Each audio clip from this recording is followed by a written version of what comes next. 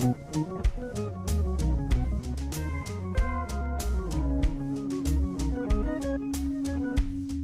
Thursday, October 23rd at 9:30 a.m. Diego, will you please call the roll? Yes, I apologize, Co-Chair. I don't believe we've established quorum yet. I think that we've got Samir and Councilor Maria online. Councilor That is Manuel. correct. Apologies, thank you. Avalos? Canal? Here. Ryan? Here. Murillo? Here. Novik? Here. Claire, could you please read the statement of conduct? Yes, Chief. Good morning and welcome to the meeting of the Climate Resilience and Land Use Committee. To testify before this committee in person or virtually, you must sign up in advance on the committee agenda at portland.gov/council/agenda/climate resilience and land use committee or by calling 311. Registration for virtual testimony closes 1 hour prior to the meeting. In-person testifiers must sign up before the agenda item is heard. If public testimony will be taken on an item, individuals may testify for 3 minutes unless the chair states otherwise. Your microphone will be muted when your time is over. The chair preserves order. Disruptive conduct such as shouting, refusing to conclude your testimony when your time is up, or interrupting others' testimony or committee deliberations will not be allowed. If you cause a disruption, a warning will be given. Further disruption will result in ejection from the meeting. Anyone who fails to leave once ejected is subject to arrest for trespass. Additionally, the committee may take a short recess and reconvene virtually. Your testimony should address the matter being considered. When testifying, please state your name for the record. If you are a lobbyist, identify the organization you represent. And finally, virtual testifiers should unmute themselves when the clerk calls your name. Thank you. Thank you, Claire. We have 2 items on our agenda today. The main event is a presentation from PSEF staff on the Portland Clean Energy Community Benefits Fund Climate Investment Plan. Before that, however, we need to adopt committee minutes for meetings that occurred in August and September. I would hope that we can approve the minutes by unanimous consent. Are there any objections? Without objection, the minutes are approved. Diego, will you please read the next item? Item 2, Portland Clean Energy Community Benefits Fund Climate Investment Plan Preview. So the full council is holding a work session next Thursday, October 30th on the PSEF Climate Investment Plan. This is our opportunity as the Climate Committee to get a preview from staff about the CIP and how council will be engaged in this process, and perhaps give some feedback on this presentation as it gets adapted to next week. And I'll now hand it off to Messrs. Engstrom, Barrasso, and Valdez. Thank you, Councillor, and good morning. My name, for the record, is Eric Engstrom. I'm the Director of the Bureau of Planning and Sustainability, and with me here is the PSEF Program Manager, Sam Barrasso, and James Valdez, who's Strategic Partnerships and Policy Manager for the Clean Energy Fund. And I hope this preview is helpful for you all to formulate some of your questions for next week's session. The agenda today is we're going to give you a tiny bit of background. We know that you know most of this, but a little bit of background on the CIP, the Climate Investment Plan, talk specifically about what's in the current 2024 to 2029 CIP, including a reminder about what the strategic programs and community grants are within that. And then we will talk about the 2025 annual CIP review process that's before us. And then, of course, questions and discussion. Next slide. A few key takeaways today that we hope you walk away from this with. One is that obviously PSEF is guided by the CIP, the Climate Investment Plan, which is a 5-year plan, and that's the umbrella document that governs how we administer the fund. 2024 and 25 was a year of standing up a lot of new programs that were initiated in the first year of the CIP. 2025-26 will be a year of scaling up many of those programs. And then we will, currently funds within the 5-year timeframe are currently fully allocated through June 2029. But there is, we anticipate bringing annual fine tuning of that plan to you all each year to review. And so we'll talk a little bit about that. And with that, I'm going to turn it over to Sam. Good morning, Co-Chairs Novick, Co-Chair Murillo, councilors.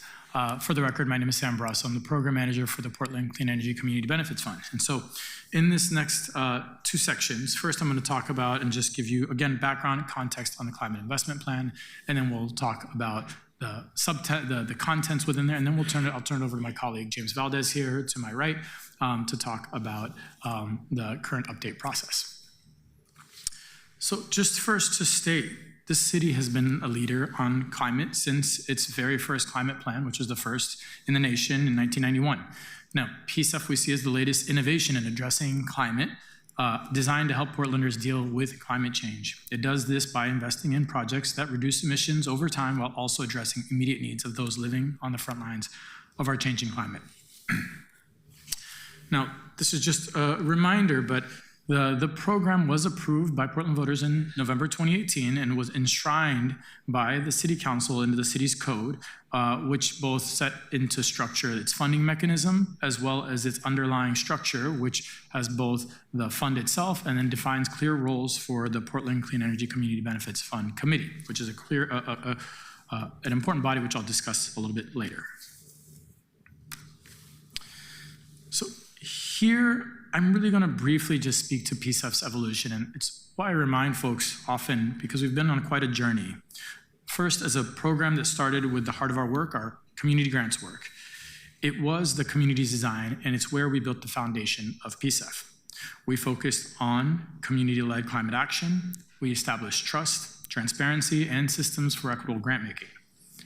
Now, as we grew, we heard increased calls for more transparency, increased calls for accountability, ability to move faster, and so we adapted PSEF and created the Climate Investment Plan as our vehicle for moving forward with it. And with that, our first strategic programs. This is where we began scaling PSEF's impact. This is where we introduced programmatic investments in partnership with government, nonprofits, and private entities. We enabled coordination across these sectors, better leveraging institutional capacity.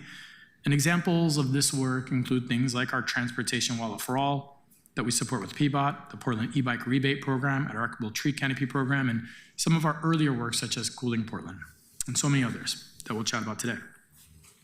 And our last iteration of change came with the Collaborating for Climate Action funding opportunity that we awarded last December. And so even with this, we've been driving even larger collective impact, and this is where we brought forward more collaborative investments to advance greater equity, climate impact, and long-term resilience.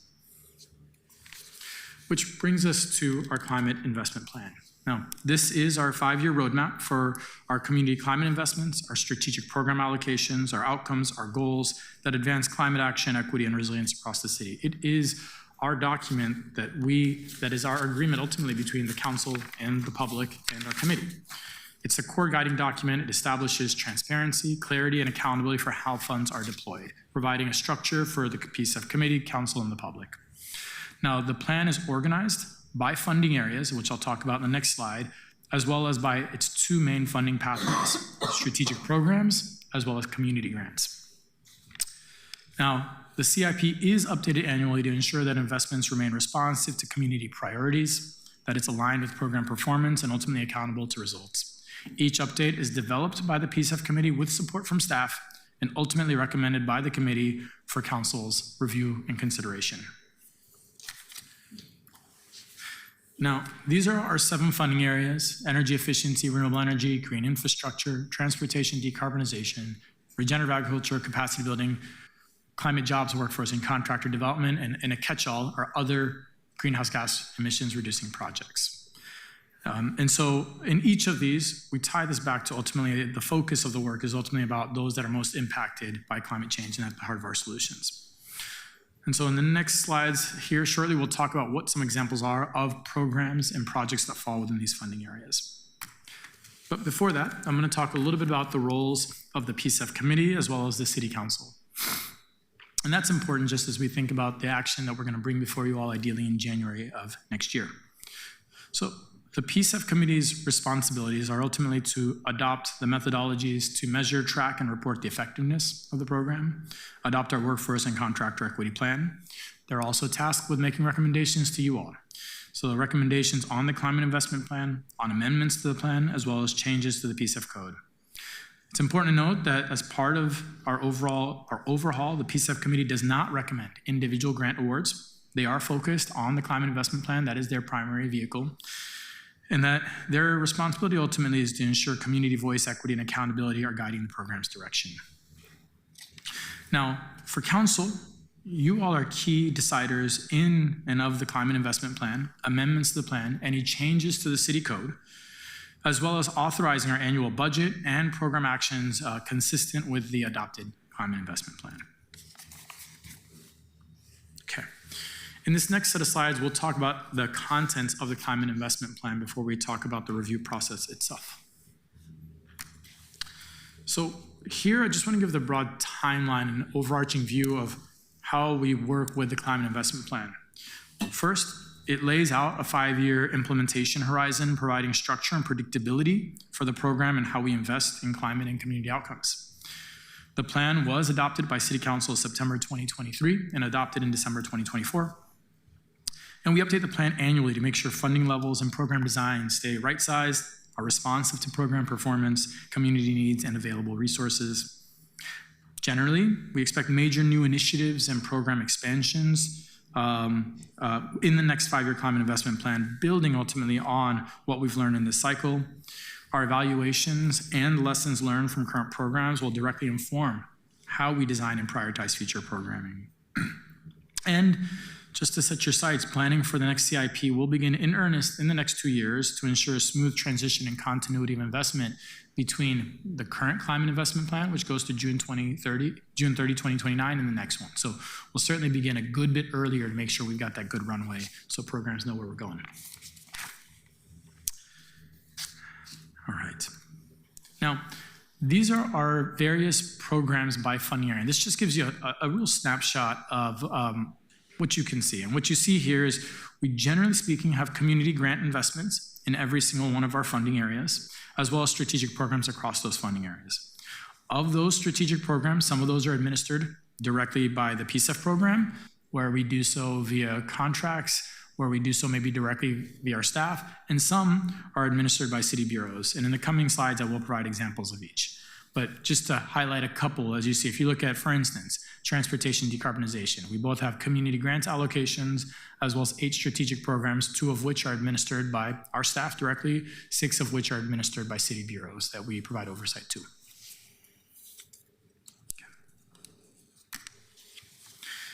And really importantly, and this is something that we've learned we need to do a better job of communicating, is that ultimately our programs move through many different stages and timelines depending on the project type and level of complexity. Some of our capital projects, such as streetcar acquisitions or major facility upgrades, often span 2 to 5 years from conception to completion. Our program investments vary. Some build on existing work and oftentimes have been able to scale quickly. That's where you'll see some of our early actions moving forward, while others represent entirely new initiatives that take time to design and stand up. So some of those new and times community serving programs, at times they take 24 months going through the design, the RFP contracting process, the program development, and ultimately the launch. Across all those efforts, we remain committed to intentional design, authentic community partnership, and ultimately long-term impact to ensure our programs are built to last and deliver meaningful results. In this visual here, what you just see is an overall breakdown of the flow of our funding across those funding areas. And so what you see is our renewable energy and energy efficiency portfolio is our largest, receiving roughly about 51% of the funding across this 5-year climate investment plan, followed by transportation decarbonization and green infrastructure, and so forth for the others.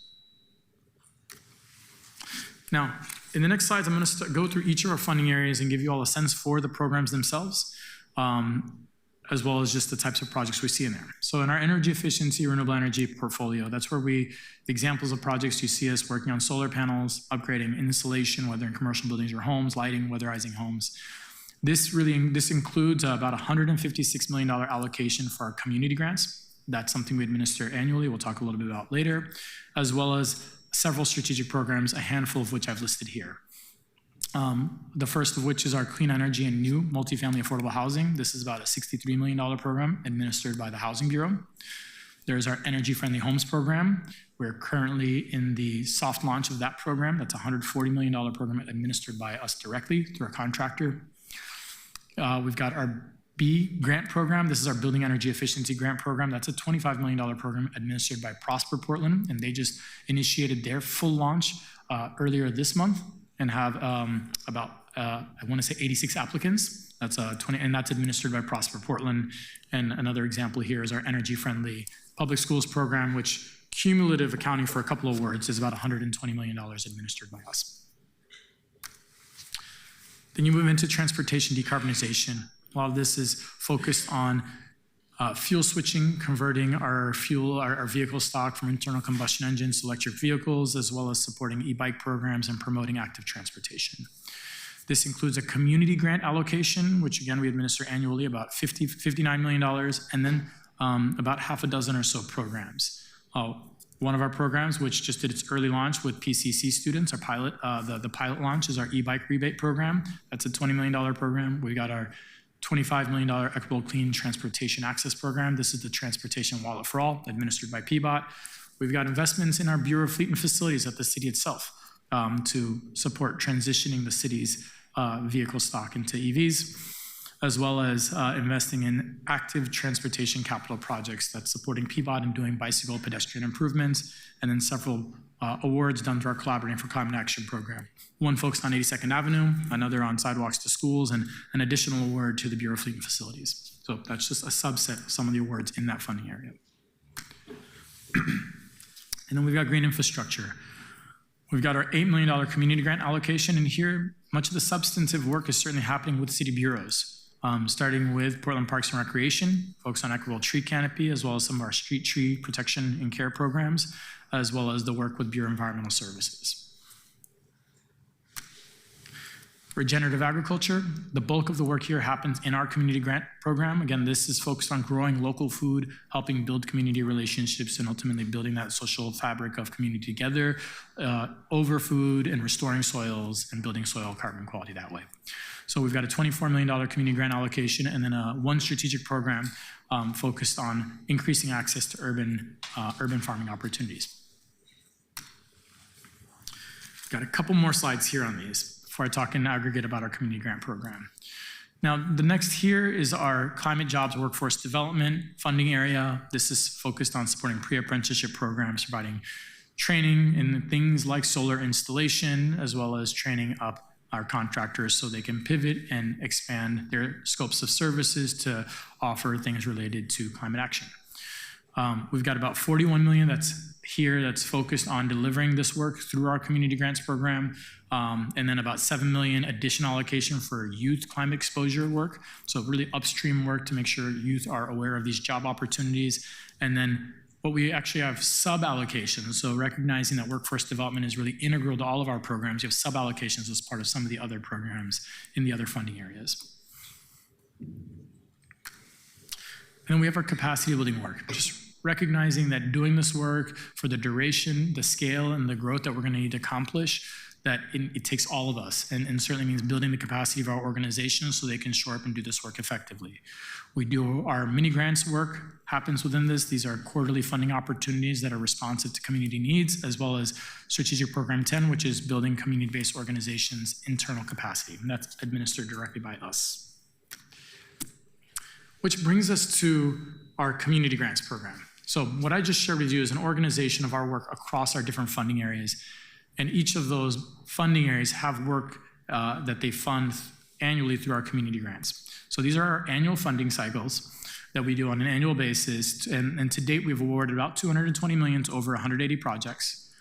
This also accounts for our mini grants program, which I spoke to briefly. And I want to acknowledge we are in our current cycle, which is planning to award up to $67 million in awards, and we should be getting there later this fall.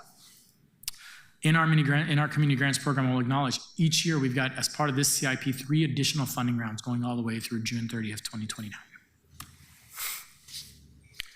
Now, the overview and purpose of our community grants is to support community-led projects that reduce greenhouse gas emissions and advance economic, social, and climate justice. We support and eligible organizations that fit within that are federally designated nonprofit organizations, projects must be within the city of Portland or support the workforce that live within the metropolitan statistical area. And across that 5-year span, we're going to be funding about $300 million into community grants. And I gave you some of those values of how much within each of those different funding areas just earlier in the slides. Now, the current community grant cycle that we're in, which as I noted earlier is going to award about $67 million, we're right now doing the final portfolio balancing. But as you see here, it opened in March 20 of this year, closed at towards the end of May, and we've been going through the evaluation review of that process through that time with the expectation of getting awards this fall, and we will begin that clock, turn that right back around and begin that again in February, March of 2026. Same thing again, February, March of 2027, same thing again, February, March of 2028. So just want to acknowledge that that is an annual cycle, and that's why these next slides are really important. Within those community grants, we support both planning grants, so to do assessments for folks to really tease out, evaluate, do energy audits of their projects, and then we support implementation grants to actually implement the projects themselves. Again, these fall across all of our funding areas for community grants. One important note is that community grants that we award today can go up to 5 years. And so that's just important in terms of really internalizing the timeline these projects take. And this is the last slide on community grants. It just gives you an overview since around the process itself. So really at a high level, there's once we do a tremendous amount of work in that 2-month period where we open up our applications and providing technical assistance, doing a whole host of workshops, bringing folks together so they can collaborate on projects. And then once the application period closes, we begin the application review. That includes eligibility screening, technical review, financial review, and application vetting. And then we move into the scoring, and that's where we bring together our scoring panels, and ultimately we do that through a set of scoring criteria that are published for public comment before the grant cycle goes out. And it's based on a range of criteria that encompass all attributes of a project we want to see be successful. And then we bring folks together to apply the scoring panel via scoring criteria via our scoring panels, which represent diverse folks that are trained in our anti-bias training, that understand our work, understand our core portfolio work, and have experience in the subject area that they're going to be evaluating. The image to the right of the screen shows just a little bit of the metrics that go into each of those phases. So eligibility screening, this year we had about 216 applications in that initial phase that involved about 650 hours of review, which included 2 staff members as well as subject matter experts per application. We moved into the financial review. That's where the folks that moved on from eligibility to the financial review, we had about 204 applications, 3 references per application, 300 hours of reviewing and vetting applicants. And ultimately to the scoring panels where we had about 189 applications that were scored across 19 panels, 3 members per panel, 20 external folks, 21 staff reviewers, and encompassing about a little bit over 1,100 hours of review. And that is what goes into ultimately developing the portfolios that we will bring to conclusion here later this fall.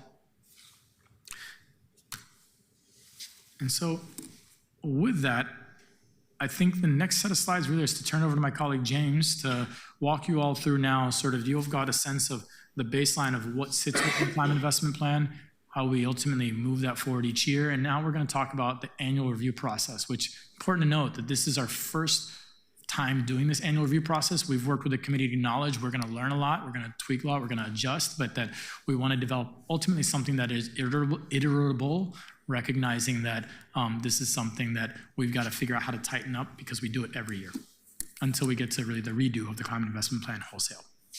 Okay, James. All right, thank you, Sam, and co-chairs Novick and Murillo. Good to be with you today and members of the committee. My name is James Valdez, and I work on the PSEP program as a strategic partnerships and policy manager. And yeah, as Sam mentioned, I'm going to go through and talk about the review process and the framework that has been established to evaluate the climate investment plan and to make annual process of recommendations that then would come to you as council. Go ahead and go to the next slide. So this slide you've already seen, but just to reground us in the work ahead and where we are, we're really still in the beginning of the 5-year implementation of the climate investment plan. We've had 1 full fiscal year of that implementation.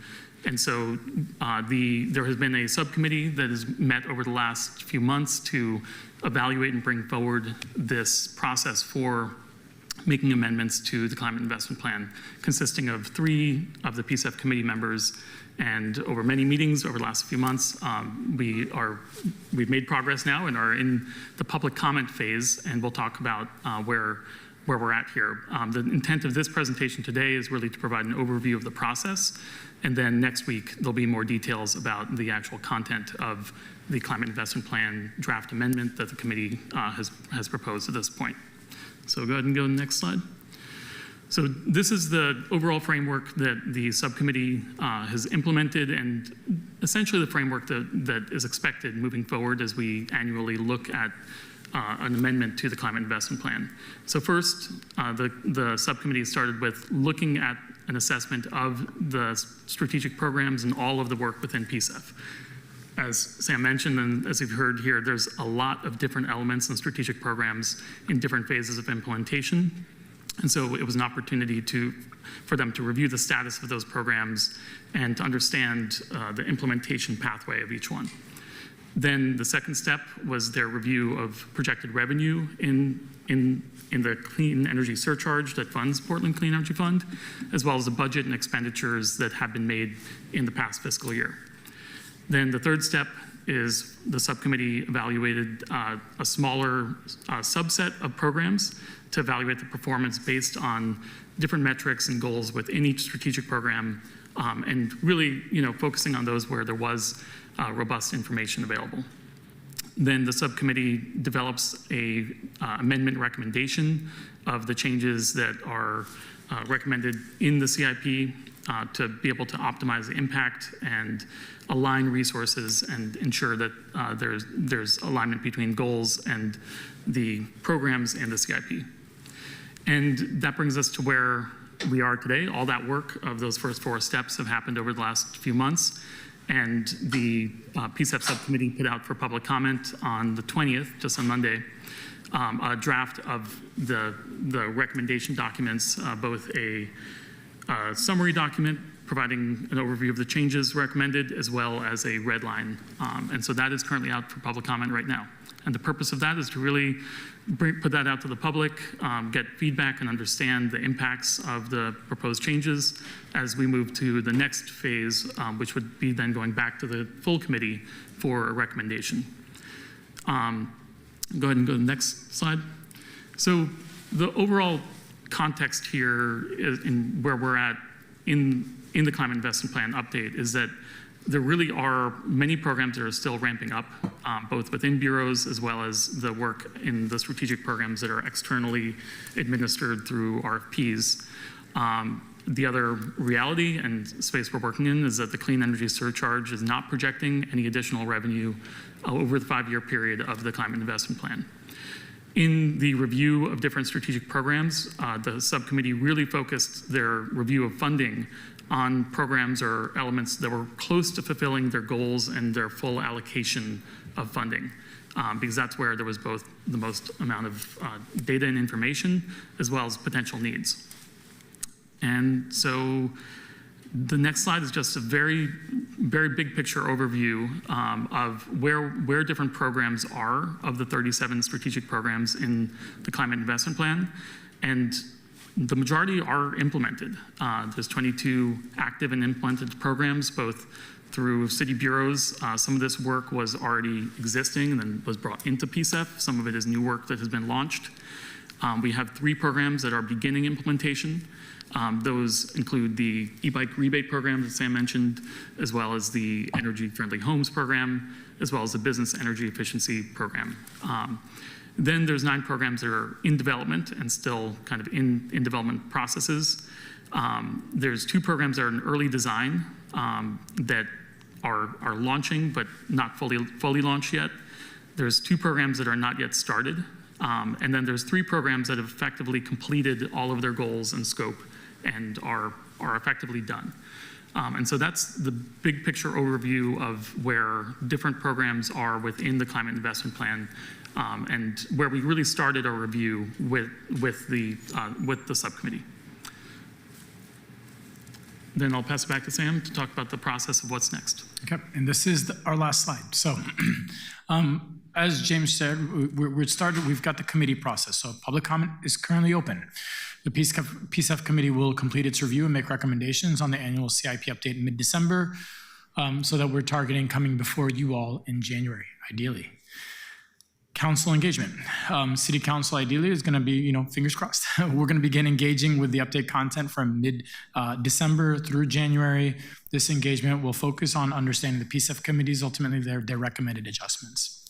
And then we're acknowledging and we recognize that given our past experience, we are beginning the initial discussions on teeing up a council-focused process, a secondary process that's structured to better capture council priorities and input ahead of the budget, recognizing that the process we are working on now originates with the PSF committee. So that's really it here. Sam, can I just Councilors, and build on one thing you just said, which is that because there's not new revenue projected and because so many programs are in that startup phase, this year's amendment process, we really have focused on what I would say is fairly technical things that are coming from bureaus, things that are coming from staff, things that are coming from the committee through that analysis that you walked us through.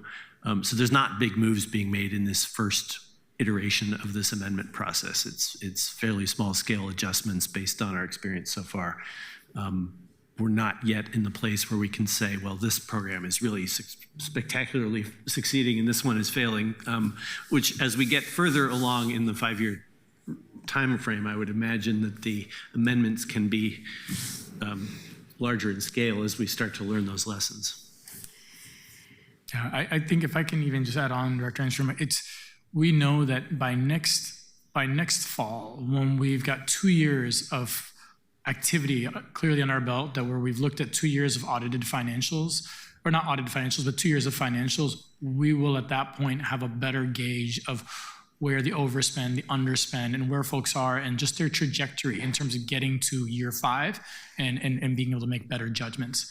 But I think that's the primary sort of motivation here in keeping the focus that we have on the CIP amendment process. Having said that, we know you all have ideas, and so what we want to do is start engaging with those ideas in this upcoming budget cycle to start understanding that, start mapping out what that might look like, and then start figuring out what resources may be available by the time we get to next fall.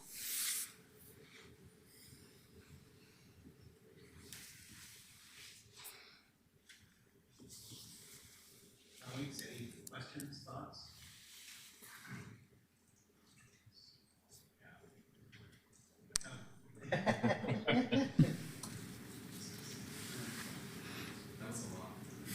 Thank you. That was a lot of information.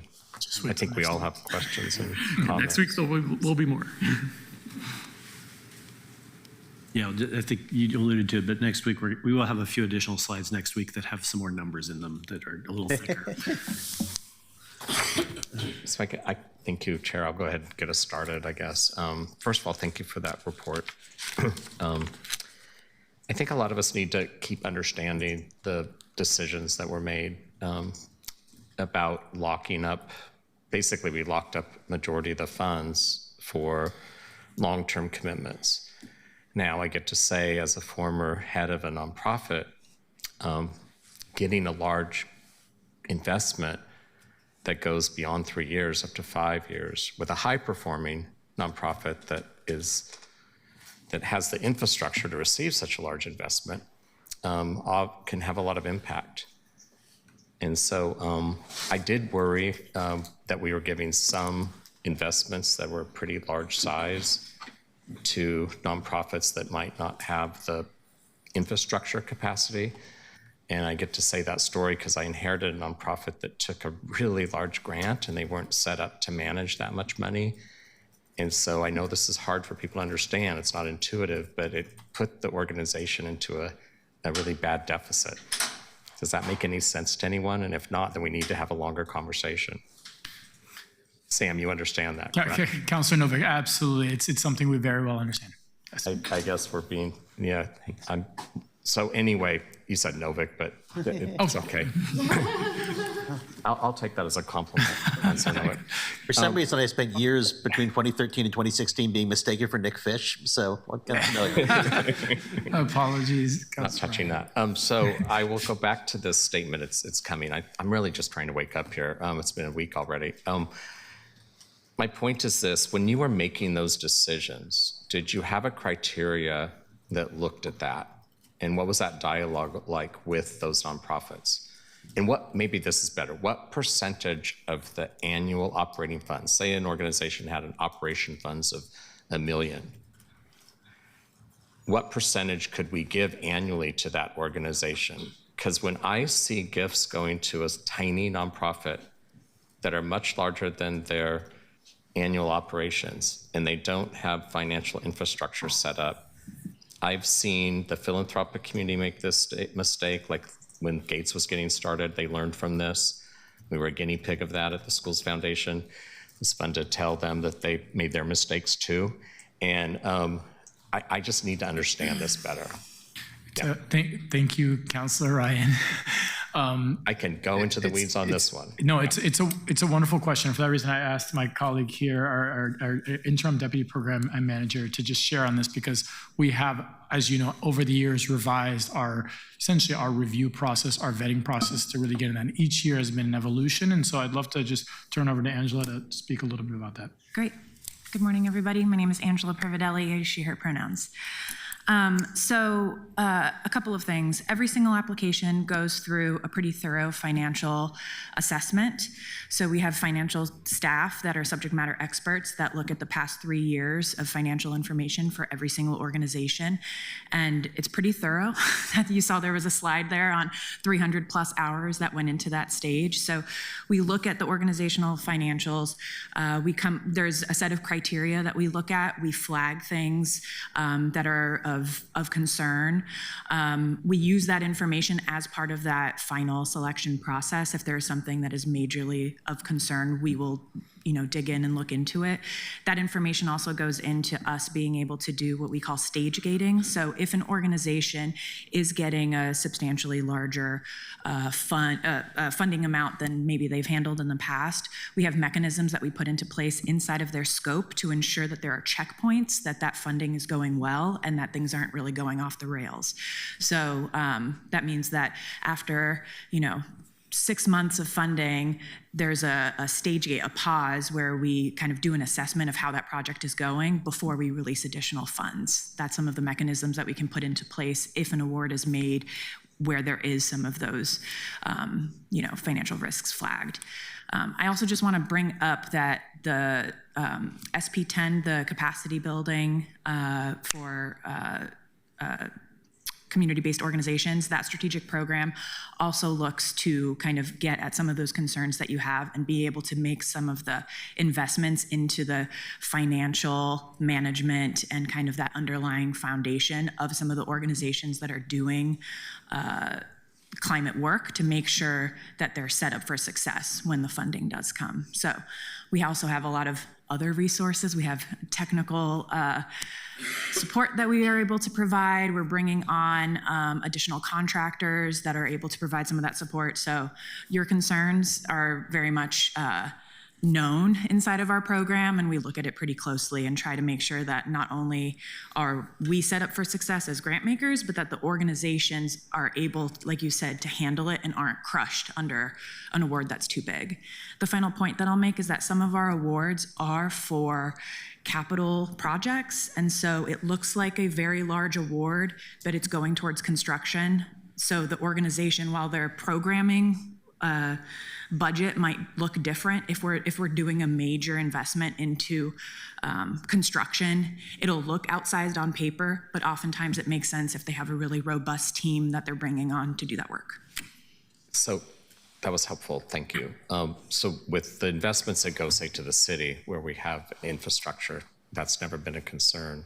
In some of the larger nonprofits that have that infrastructure, where you have board members with that sophistication, I hope that they're at the table where they are audited by a professional and they have these kind of conversations. That's not my concern, though it's hard on them as well. It's when we do a larger gift to a growing organization.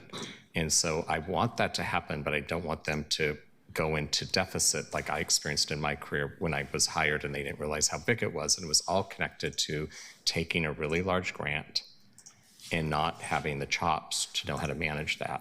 And so again, it's not intuitive to activists that are starting nonprofits. It just sounds like, oh, money's great, but it's not always great if you can't implement it and actually get impact.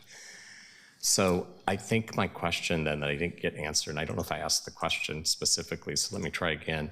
Is there a formula? For example, I know in PSEF, or no, sorry, that's what this is. In the children's levy, which you guys I know have been working together, and I appreciate that because I do think that's the best practice we have in our city, and you've caught up with it quickly. Thank you, Sam. Is it can only be a certain percentage of the annual operations amount. Is that a criteria that we have in place? It's a screen. So does that mean? And what it's a screening criteria. So what it means is, and a good example, let's just say is, and I don't know the actual threshold, so we might have to fill it in or follow back up on the actual threshold. We do have thresholds where if a grant request amount is over, let's say, X amount of or is over some percentage of the annual budget, then we do additional level of review. The example is it sends you on different paths, and this is where, because all of our work isn't programming, it's programming and capital, so if it's a capital project. Is that more of a pass-through type? Here's an example, for instance. You have a nonprofit right now whose annual budget may be $3 million a year. However, they've got a capital project that is going to be about $5 million. So it well exceeds the threshold. It will trip our threshold up, but that capital project is because they're doing a once in a generation upgrade of their campus, of their building. And so in that case, Sam, is that over 3 years? Is it over 5 years? The funding? Yeah. Because it's a capital project, yes, it's going to be over multiple years, but it's generally that's a key point. That's why I wondered. Right. It generally the drawdown on those resources tends to happen in a finite period. There's oftentimes, because there's the early planning, then there's a drawdown once the construction begins. And so our review in those instances is, do they have the right contractors on board? Do they have the right folks on board that understand how to manage that project? So it's not a hard no. It gets us into that evaluation of what is the project and do they have the right mitigation measures in place to manage it. Because whereas if you have that kind of funding coming in and it's an organization that's doing programming, that's a different concern, because this may swamp the entire budget, because it's that distinction between programming and capital project. I want to make sure that that's an important distinction and a differentiation between the way we work, because we fund both of those. That would be a major flag if it was programming. If it's a capital project, it can be managed.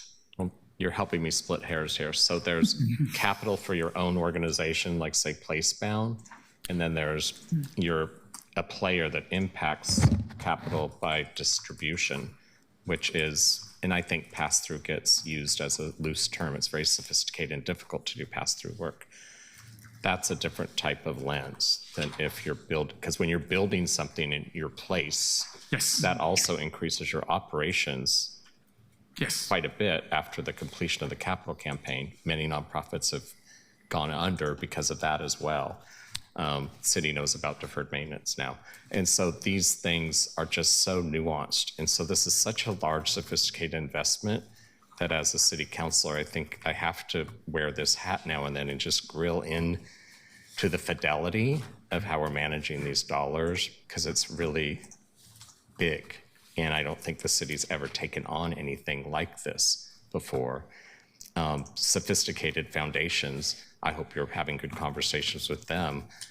They've made mistakes in this arena. And so we entered into being a philanthropic, sophisticated entity within the city of Portland. It's not really our culture.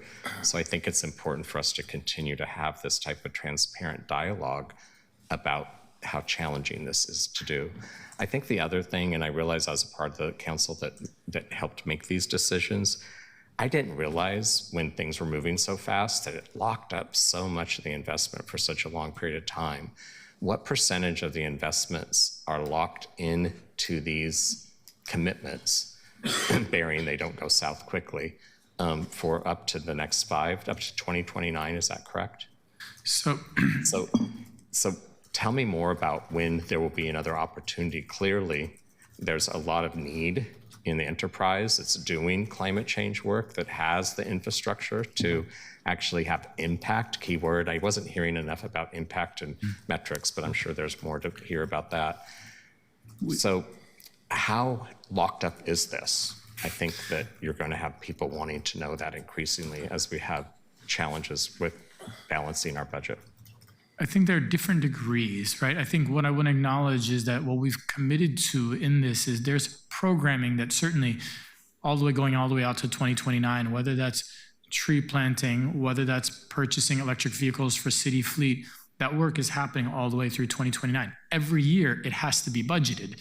Now, so there's different levels. And then, so there's sort of the annual budgeting process and commitments we've made. So what, in a sense, when you say locked up, what the CIP does more than anything, it gives clarity, it gives a trajectory for folks to take action, to make investments, to know that this is the general path I'm headed on. Yet you all as council still have to take those actions each year to budget those resources. It's not technically locked up until you budget it each year, and of the 1.5, 1.6 billion that is projected for the 5-year period, we don't have all that money yet. That's future revenue, right? So all the CIP is providing programmatic intent, and then which we hope to fine tune each year. But then once you get beyond that, there's these progressive stages of more certainty. There's some programs, as Sam said on the slide, maybe go back to the slide about where we are in the different stages of projects.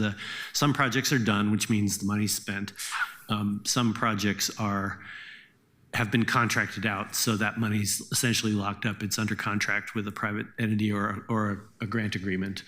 And then there's stuff that you've budgeted annually already to the bureaus. But there's that large chunk that is we use the term allocated. It means that we're planning to put money there, but it's not under contract yet. Okay, and so there is opportunity to move dollars as needed in an annual review process. Yeah, once we understand the spending rate on these programs, I mean, because we've allocated everything, moving money around involves unpromising it from someone and promising it to someone else.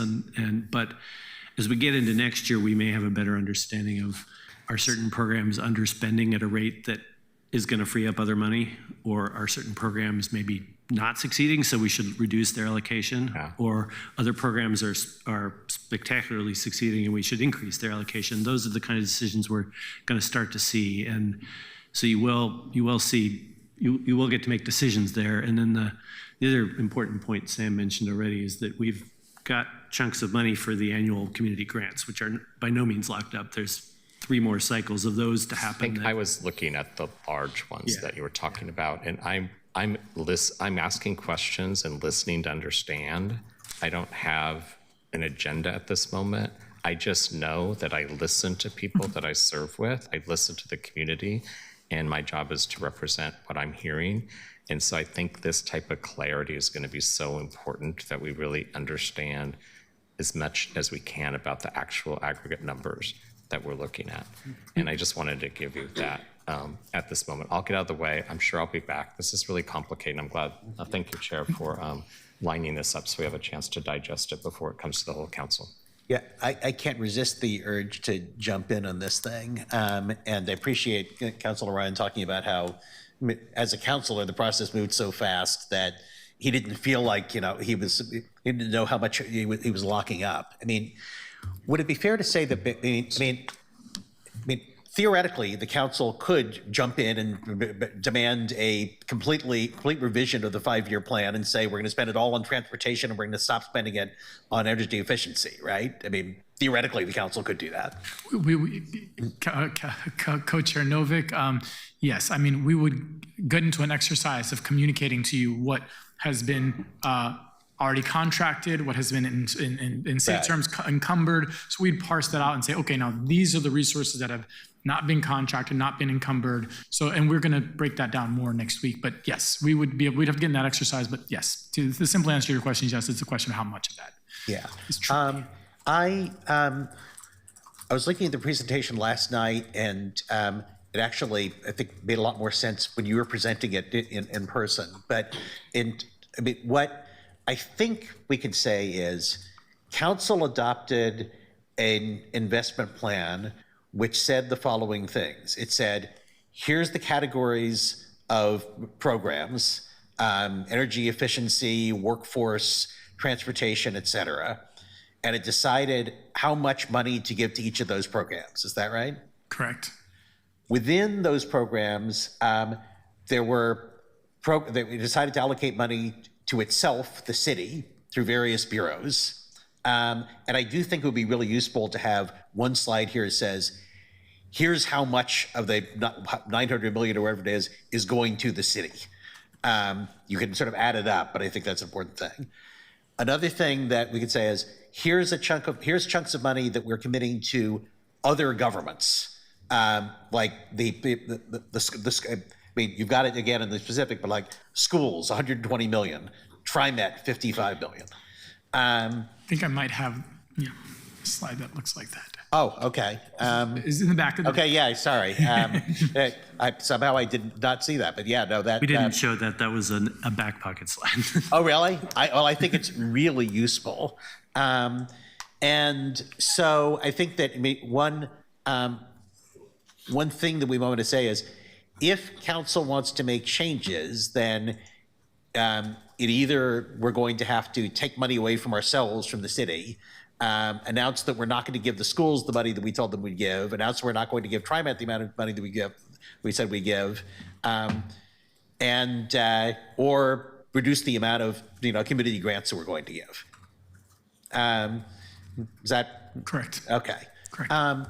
Do you mind if I think I've got like 10 minutes worth of things to spew on, and then I'll defer to my colleagues. But one question, as you know, that comes up is, why are we sitting in a bunch of money?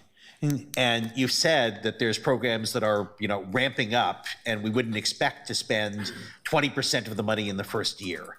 And you gave a couple of good examples of that, like the streetcars. I think that it would be useful to have like several other examples of that. And I think, frankly, for council, it would be useful for people to know that it's not just the nonprofits it's true of, it's the governments. Like, for the schools, I mean, maybe for the schools, we are spending $25 billion a year immediately. But if we're not, I think it's useful to say, even the schools, we're only spending X amount the first year, more the next year. By the way, I actually have a question to that. With the schools, are we in fact just giving them the money up front, or do they have to ramp up too? There's a stage gating where we ask them to develop plans, so they get a certain amount of resources for planning, for doing their energy audits, their assessments. They have to give us their scopes, and then we can advance. There's some fine tuning that's happening where we can advance them the resources for doing those improvements. But to answer your question, schools are not spending 20% of their resources in year one. As you know, they have a long lead time to build up and plan, and then do their work in those summer periods.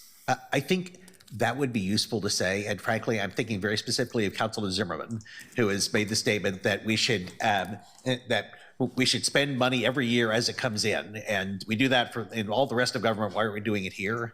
So, frankly, simply for the benefit of Councilor Zimmerman, it's useful, I think, to have several examples, including government examples, of why we're not doing that. Another thing that I think might be useful is periodically to point out which chunks of money are tied back to language in the ballot measure. Like when you say, workforce development, maybe you have a reference to this is in the ballot measure. When you say regenerative agriculture, that's in the ballot measure too. So it's not things that we randomly decided to do, it's things the ballot measure told us to spend money on. Let's see. And then for you had one line saying that for some of the community grants, it takes 24 months to ramp up. And there, I think it would be helpful to have an example. I mean, just like we have an example for the schools, have like, here's a community grant, here's a specific community grant way, and why we wouldn't expect them to spend 20% in the first year.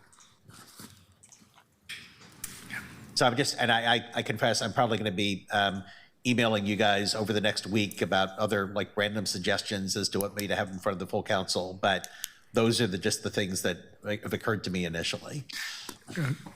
Co-Chair Novick, I think that's a wonderful idea. Conceptualizing the scope and scale, and because our breadth is so wide, it's oftentimes challenging, but it's helpful. And I appreciate just hearing where you think it's valuable to really understand the examples, because as you know, doing something like streetcar where we invest in it now, but may not get those streetcars for 3 years because they've got to be made somewhere in Europe and brought over here. It's a really important thing. And yet we have to make the commitment and the deposit on those resources on that now. So we can articulate those examples next week. Oh, I remember one other thing that I think is probably worth talking about next week is the mayor suddenly jumped up and said, I'm going to take $15 million out of PSEF to spend converting office buildings to residential. And so to me, I think a lot of people's reaction to that might be, hey, the mayor can do that. That must mean there's lots of money around that we can randomly seize. So, I mean, I think it would be useful to say, okay, that comes from a pot of money that council decided how much money would be in that pot. And here's why it hasn't all been allocated yet. What is the answer to that, by the way? Why was there $15 million? Why does the mayor think there's $15 million just sitting there that hasn't been specifically allocated yet? It's a wonderful question. So I'll start just simply. We have one of our strategic programs, and we've discussed this before in front of this body, was focused on providing access to capital. It was arguably and admittedly, there are programs that we have that are very prescriptive within the climate investment plan. This was one of the programs that was not. It was always intended to be complementary to the other funding areas.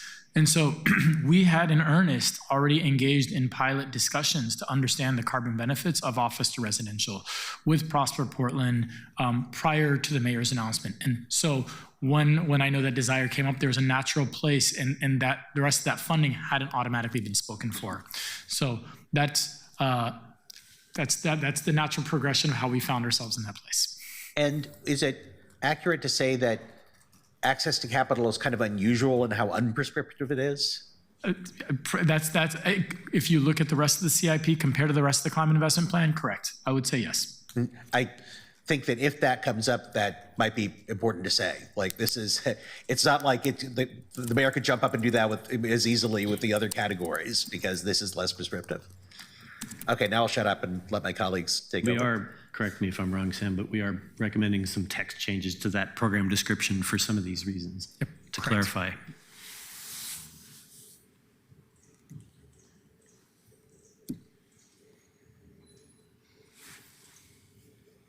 I'm sorry, Councilor Avalos. All right. Hello. Thank you for being here this morning. Thank you to the PSEF team and the community members who continue to engage deeply in this work. You know, I think this annual review is not just about fine-tuning these programs and adjusting outcomes, but it's also about just making sure that we're living up to the promise that that we made to voters when we implemented PSEF and when they passed it. I think ultimately climate action and community justice go hand in hand, and I think that's shown in the way that you've outlined your strategic priorities and how you've allocated the CIP. I, as somebody who was part of that process with you all, I have a couple of thoughts, a couple of questions, but to respond to a couple of things that have happened so far in the discussion. One, I just feel like I really hope that between this conversation and the one that we have at council, we can finally get to a baseline of understanding, because I just feel like you guys come here and answer the same questions over and over again. And I don't know how else to get that baseline so that we're starting from a place of understanding the fundamentals of what the CIP does. Why do we have contracts that are more than 5 years? Why do we have investments? What are these? How are these dollars allocated? I guess I'm just feeling a little bit like we continue to ask you all for questions that you've already answered. And that to me creates more confusion. And I'm gonna ask my colleagues to lean in to let's figure out what our baseline is. And if we don't have a baseline, let's get to it. Because if we continue to enter these conversations in particular, re-asking these questions, I think we're gonna open up this process process in a way that I personally would not like to see. I think that the CIP was designed in a way to create stability, not just for the city, but for the programs that are receiving these dollars. It's created to have a vision that we can enact on, understanding that that vision takes time to implement. Nothing, especially in the realm of capital projects and these kinds of energy investments, can be accomplished in short windows of time, certainly not within elected office windows of time. And I think that's the constant struggle that you guys face, that you have this big shiny pot of money that everybody seems to create different ideas of what it's been used for or why it's there. And I find that frustrating because I think for the community that has put a lot of time and heart and energy into creating these investments, being really strategic about them, you all as a program being really intentional about how you're scaling up the dollars, how you're ensuring that especially the smaller nonprofits have access to these dollars, because that's the whole point actually of PSEF. If we do not invest the time into the capacity building, into ensuring that groups have the infrastructure to implement this vision, then we're just going to continue to feed into the inequities that are the reason that drove people to put this PSEF on the ballot in the first place. Because investments were not coming to our communities, they weren't coming to the organizations that were on the ground, that understood the needs more keenly, and those dollars have continued to be put into places that don't need them and aren't at high risk of climate disaster as the communities that lead in this particular space. I think ultimately, as we approach this annual review, I think like anything else, just like we had conversations in our work session yesterday about the TAO, right? Anything that is a plan that has already been decided, has been voted on, but requires some kind of adjustments or tweaks, we need to be super intentional about how we go about that so that we're not misaligning the vision at a time where, again, those programs depend on the stability and the promise that the CIP delivers for them.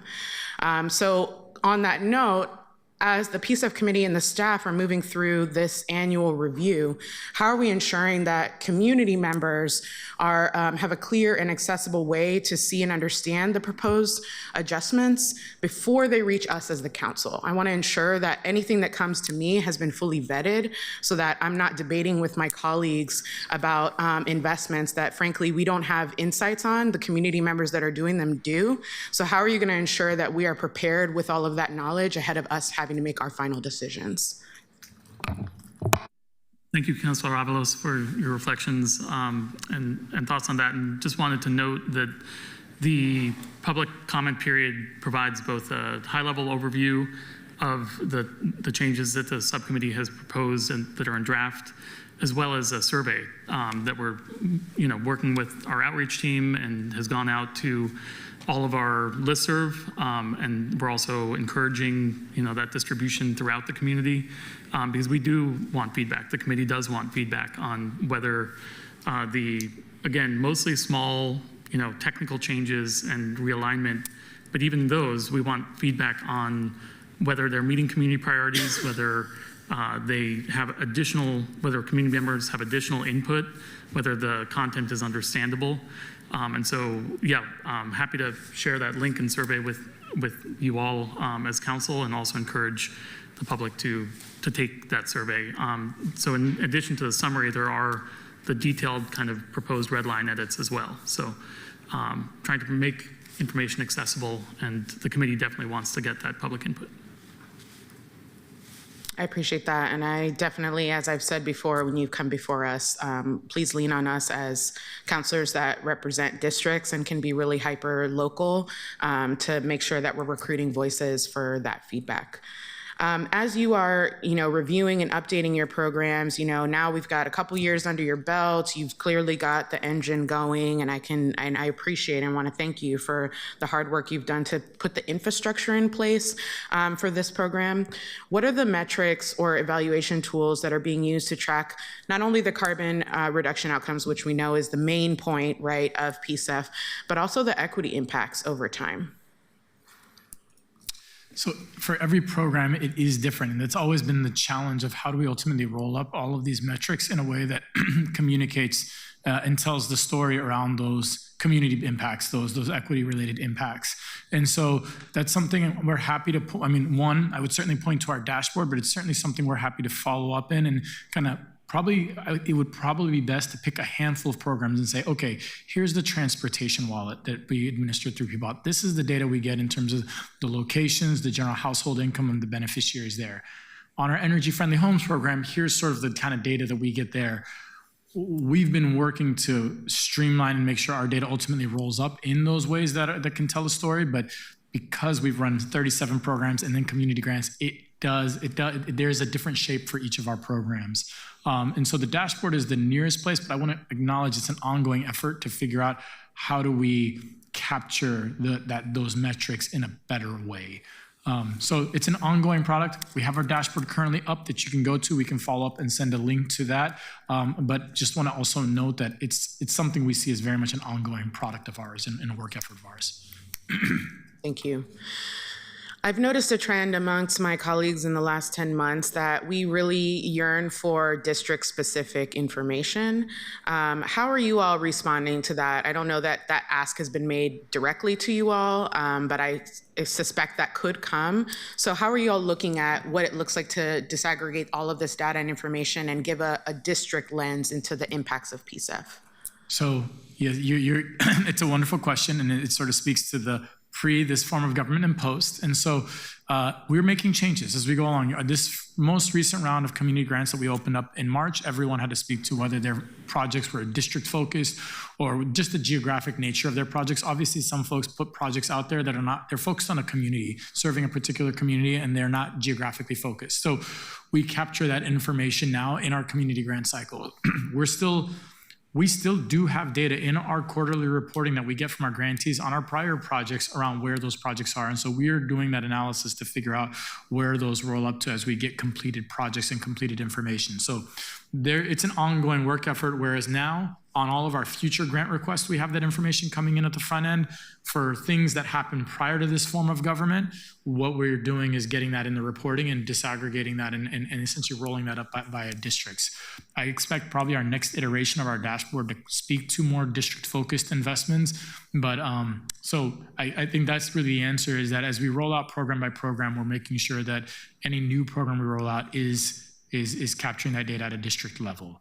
And for prior programs, we are doing some of that back-end work to translate that as we get the data in once the work gets completed. I would also add, Councilor Avalos, that some of the work with bureaus as well, we have the opportunity to bring in the geographic information of where improvements are being made, for instance, at community centers throughout the city, or in construction of new sidewalks through the Sidewalks to Schools program. And those, even though they're kind of segments of improvements, they might span multiple districts, especially for some of the sidewalk and PBOT-related improvements. So we're developing the data tracking to be able to break that out when a particular road, let's say, or sidewalk spans multiple districts. I'd actually say 82nd, our investments in 82nd Avenue are a good example where those span multiple districts. That expands District 1, District 3, and District 2, and where I think our folks are ascribing most of the benefits to District 3, but we know that those touch all those districts. And so those are ways where we're developing those methodologies right now. One thing that I'll also add is that now that we're building it into community grants, it will be also at the project type scale. So you'll be able to see not just a dollar amount next to the district, but see what kinds of investments are happening there. So you'll be able to break it down by, green infrastructure versus energy efficiency, and see it a little bit broken out. Thank you. I'm really excited to see that and appreciate your efforts. My last question is, again, in this new form of government, and also this being kind of a newer process for the city, right? I'm wondering what you see the relationship of this process to our budget TAO processes, because ultimately, what you're describing, these adjustments, a lot of them are like technical, they're financial, this contract had to go over, right? Just the same conversations we're having at the larger city level, but this is like a micro version of that. And I guess I worry that if we treat them too much as separate entities, then we're making different calculations and decisions about what are ultimately budget questions.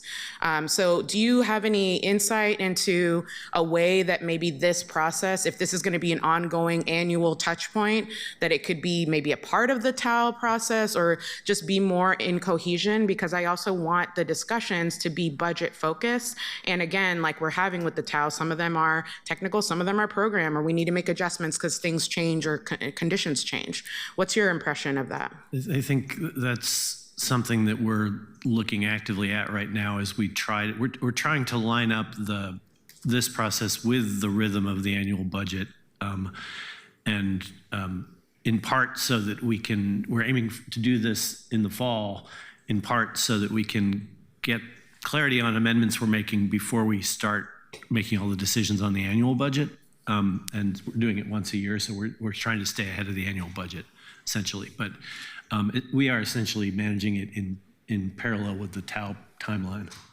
Yeah, I think the amendments, for instance, that are going to be coming in front of you all this January, any of those amendments, should they be adopted, or however that lands, is going to be taking effect July 1st, 2026. So it's very much intentionally designed to line up so that we're doing the work ahead of, and that feeds into ultimately your budget process. Though at the same time, I'll just highlight or note that the recommended amendments to the CIP also capture elements that were already made in the past 2 budget cycles that weren't yet in the climate investment plan. And so that is one of the kind of technical elements of trying to make sure that the language in the CIP reflects decisions that council has already made as well. So, and hopefully as we move forward, we get better at doing them ahead of the budget rather than clean up afterwards. Thank you so much. That's all for now. Councilor Canal? Thank you, Chair Novick. Thanks everyone for being here. I'm going to ask a couple questions that are more big picture, and then I might have a couple specific follow-ups. So I think there's the part where you explain the percentages that go to each of the different funding areas. And we kind of jumped to that, but I wanted to understand how we got to those percentages and why they are the way they are. Specifically, I'm surprised that climate jobs are only 4%. Yeah, it's a wonderful question, and it's a bit of an art, Councillor Canal. There's the original ballot measure, and I've got to go back to it, but if I'm not mistaken, the original ballot measure stated 40 to 60% of the investments would go towards energy efficiency, renewable energy. It stated that 10 to 15% would go towards green infrastructure and regenerative agriculture. It had stated sort of the other catch-all was about 5%, and it actually had nothing for transportation decarbonization, and it actually had about 20 to 25% for workforce development. And so as we implemented the program and got underway, what we quickly realized is when a program would function at a scale of $40 million a year, and it was a grant program, 20 to 25% is going to be in the realm of $6 to $8 million a year. That for the workforce development ecosystem, you say that's fair, that's appropriate. When we got substantially larger, it both not only overwhelmed the workforce and contractor development ecosystem landscape, the entities that could do the work itself, but it also just didn't line up with ultimately, and we're still doing that work and refining that in terms of how many folks we would realistically need to train, both ecosystem-wide, like to enter pre-apprenticeships and apprenticeships, as well as some of the more training that would help upskill workers getting into some of this work. And so it simply was a function of, we don't want to spend so much funding that we're training people into opportunities that don't exist. And so there's a bit of striking that balance. I think there's going to be continued work to figure out, do we have that balance right now with this? But as I would say, so that's where I get to the art. There's sort of the original ballot measure where we start with, and then there's the experience and the learnings and figuring out, have we struck that balance? And so I think that's the question certainly we'll be asking as we get into the next CIP, based on a lot of these lessons learned, is where are we relative to that balance? But that was it. And not to undercount, like a lot of community engagement, a lot of showing people where are we going, touching base, showing that over multiple iterations for folks to chime in. And there is robust feedback. I mean, I would say there's certainly certain sectors in there that feel like they should have more resources in there. And I think that's an ongoing broader conversation that we should have and we hope to have with you all in community as we get to the next CIP. So you're saying that the dollar amount, the sort of numerator of the fraction stayed the same, but it went down as a percentage because the pool of aggregate money, the sort of denominator of the fraction. Correct. Yeah. Got it. And as someone who graduated from college in 2008, I'm very sympathetic to not training people for jobs that don't exist. Can I also ask, and I want to hear your response too, but I think this is related, how the exact definition you're using for regenerative agriculture? Because there's a lot of sort of example-based definition in here, but not, does that make sense? Yeah. Ooh. I would have to call in a favor with one of my colleagues to get to the exact definition. I mean, I think there's a slew of practices that we identify with regenerative agriculture. At the core of it, it is about building soil carbon. And so it is about that work that happens there. I mean, I think we've certainly had a lot of healthy debates with community members, others around things like, aquaculture and other things. And so there's been a healthy debate. There's been healthy research around really to what extent that does or doesn't reduce emissions. But regenerative agriculture at its core is about implementing a certain set of best practices as we're farming the soil, the land, to ensure that we're building soil carbon, obviously growing healthy foods and creating healthy communities, healthy biodiverse environment. Thanks.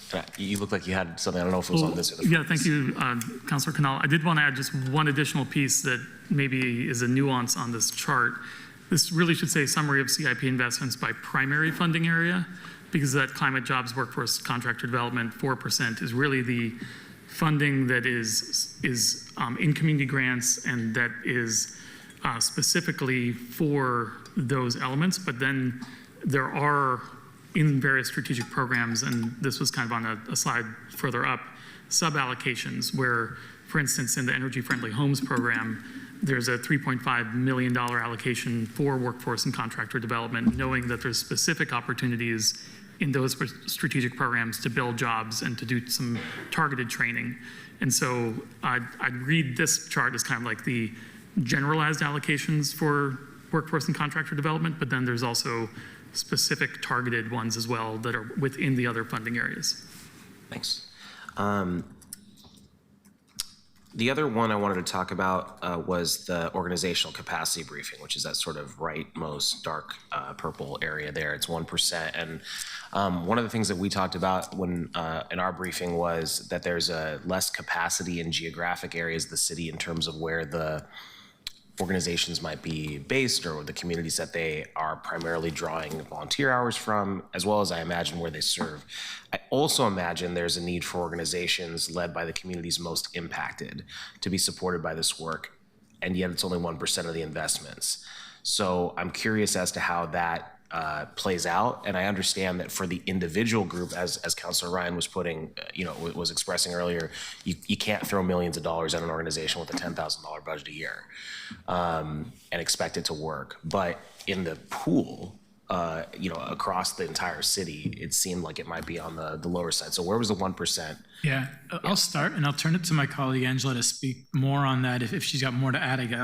But the organizational capacity building is something at its core that we've always seen as central to the work that we do. And obviously that shows up in different ways. Some of it just shows up in the workshops that we do, the grant writing training seminars that we do, the whole host of engagement we do to ultimately help folks understand what is climate action projects, what does that look like, and what does it look like when communities innovate around that so folks understand that. So I just want to acknowledge capacity building shows up in many ways, and I would say it's a core part of every one of our jobs in some form. And it originally did not exist. We did capacity building. It did not exist as a specific funding area, and that was a core point of critique with the audit that we received in early 2022. And so we carved it out when we overhauled the program in late 2022. We carved it out as an explicit funding area and defined that as a funding area so that we could say, okay, let's be clear about how we do it. And so we developed it. And so I would say in large part, it's new. We're figuring out how we're going to be doing it. You know, we have an RFP out right now to bring in consultants to support us in doing that work. And so there's a lot of excitement in the community. I know Councilor Avalos was part of that, one of those roundtables that focused on organizational capacity building. And it's one of the areas where we expect to learn exactly how to do it, how to build these cohorts where we help nonprofits that are frankly founded by really passionate, committed folks that don't necessarily understand what it means to run an organization or have that backbone. So it's many ways, I think it's a small and large part because we want to get it right and then figure out where do we go from there. And I'll turn it to Angela to see if I missed anything else on that. No, that's great. I think that looking at a slide like this, what gets missed is all of the opportunities inside of all of our investments where that capacity building is happening. So when you see organizational capacity building at that 1% allocation, that's the very specific organizational capacity building cohort program, SP10, strategic program 10, and our mini grants program. However, there's opportunities in all of ours, and we always have that lens. I think Councilor Avalos, you did a great job of talking about how those opportunities hadn't previously been available to those organizations. So inside of community grants, when we do fund organizations that are scaling up, we're able to provide a lot of that capacity within a community grant award that isn't necessarily representative of that 1% organizational capacity building, set aside. So I think it's happening in a lot of different levels and a lot of different scales, and actually connects back to that workforce development piece, because we see that as another element of, again, being able to bring capacity inside of all of our work. Last question, and then I'll let colleagues go on this. I might have more later, is where do building decarbonization efforts, where does the $15 million that Councilor Novick mentioned, which of these areas have they fallen under historically or currently? Office residential, we're gonna have to tease that out, and that's part of, I will acknowledge, that's part of the studies that we're paying for to do that, because there's components of that work that focus on literally like the things you think about, the operational carbon. And what I mean by that is like the energy it takes to heat the building, to cool the building. So that is a part of the investment we're making. But then there's the savings in carbon that materialize because we're not just demolishing an entire building and building up new. So we're going to figure out what that partitioning is. It's likely some combination of renewable energy and energy efficiency and other greenhouse gas reducing projects. But when we talk more traditionally, and a good example is when we talk about our affordable housing projects and we do electrification, that falls squarely in our renewable energy and energy efficiency portfolio. What you're touching on here is, because you mentioned the example, when we do office to residential, that's a conversion, and there's multiple types of carbon savings that are at play there. Sure. But if pure build, when you say building decarbonization, it would fall within renewable energy and energy efficiency. Okay. Yeah. For that part, that makes sense. For the conversion, there's an entire thread that I think, because that does, I think, go back to the idea that the mayor can just do that. So can I go make a press conference and say we're going to do, like, I'm trying to understand, I understand he's a mayor. I'm not trying to imply anything there, but my point is, it seems like we should know what pot of money that was supposed to be coming from. But wasn't it allocated before this mayor? Let me try to. It came out of strategic. It would come out of strategic program 14. And I want to acknowledge there's work that's happening right now, and there's refinement that's going to come before you all as part of this amendment process to clarify the language there. We discussed that in a previous council session, but. It is coming out of strategic program 14. I want to acknowledge what Councilor Co-Chair Novick said earlier. That was and is our most flexible sort of strategic program. It was intentionally by design intended to be flexible to complement the others, because nearly everything else you see within the climate investment plan is fairly prescriptive. We're like, this is what we're going to do. These are the outcomes we're going to get. This is, these are the number of homes, buildings, cars, widgets, and so forth. That program was actually the one program out of the entire $1.6 billion program that was fairly flexible by design. And so that was the program ultimately that the mayor would have leveraged to do that. Thank you. Yep. Thank you. That was fun. And I do think when you come to the full council, having clarity on what is flexible and what is available is going to be important. I want to finish my through line on building true capacity for nonprofits. Again, I care about this because my lived experience, and I've seen multiple examples where large gifts have screwed things up. What's the matching request we have of them? Is there one, like when a large philanthropic organization, which you're in the stratosphere of like the Gates Foundation locally, you don't want them to become dependent on one gift that just comes from this all the time. So do you have guidelines that seek them to build other revenue streams while we're also an investor? It is one of our criteria that we prioritize, that they're coming in with some leverage and some match. And that is certainly the work that we do as part of our capacity building to help them diversify the income streams. It is not a strict requirement, and part of that comes really ultimately down to just there are some projects where match is entirely appropriate, expected, and there's some projects where we may be the entirety of the, and when I say it's not for the organization, but for the project. When we are paying for an organization to do workforce development, on average, we invest anywhere from $8,000 to $20,000 per person that comes to a workforce development program. And if that is something that is, if that trainee, for instance, is going through and doing other things that are not climate related, maybe we may expect some sort of leverage or match. But in some of those instances, we may pay for the entirety of that. That isn't to say that that organization isn't getting their other funding from work systems, from the state, from other sources to do other workforce development, but we will own the entire piece that's focused on our work. Sam, I think I'm getting it. Thank you. And I think it's important for the organizations to build a base. I'm not talking about the largesse of the total aggregate. I'm talking about increasing those active donors to their organization so that they build tendency, even if it's, grassroots gifts. But I find it to be a real disservice when there aren't those type of guidelines, because I've seen those organizations come and go because I don't think those guidelines are in place. Does that make sense?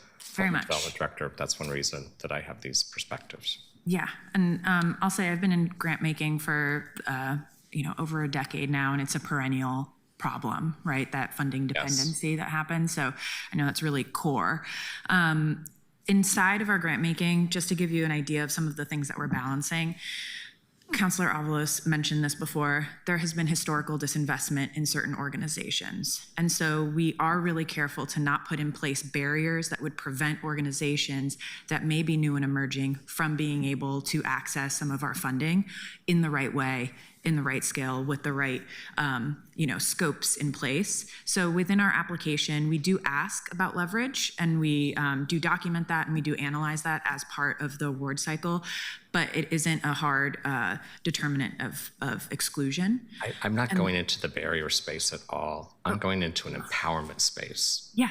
So I just wanted to put that on the record, because I found you going down a barrier trail. Sorry. Yeah, that was just not what I was asking. I was asking for why it's in place. Are we helping empower them to build a bigger base? Certainly.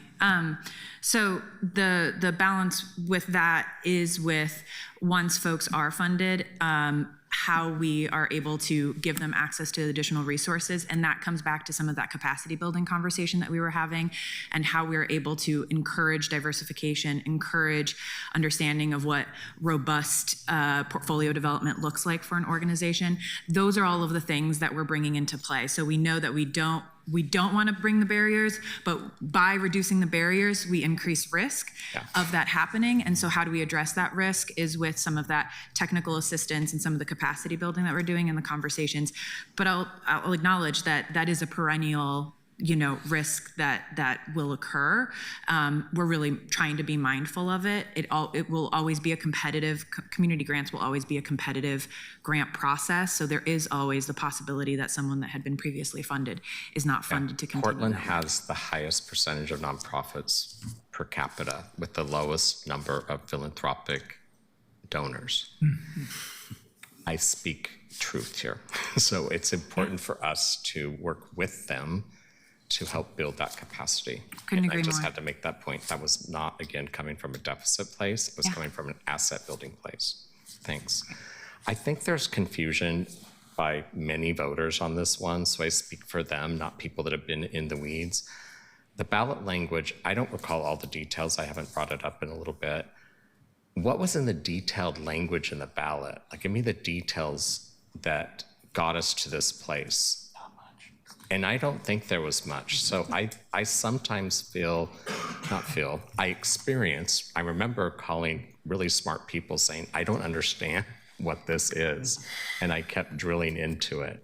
What is this? Do I want fresh air? Do I want green initiatives? Yes. Do I want capacity building for Portland to not just say they're the green capital of the world, but we actually have jobs that indicate that? We actually become #1 at that someday? Like, give me something that could get me excited. So I just went on faith that it was a good thing, but I was frustrated when I voted on this. I've talked to many people that experienced that because they did not see the details, which we now hear about today. And so I need the details about why we made these decisions and the flexibility of funding decisions. It seems like a lot of people are concerned that they didn't really understand what they were. There's some buyer's remorse mostly because of this confusion. I don't think people are upset about the results yet because we're trying to build those results. But there is some strict details now about what the ballot said that I couldn't for the life of me ever get to those same details. What am I missing, and what are many voters missing when they talk to me about this? Councilor Ryan, I think this may be a bigger question of how the voter pamphlet is developed and the backing language.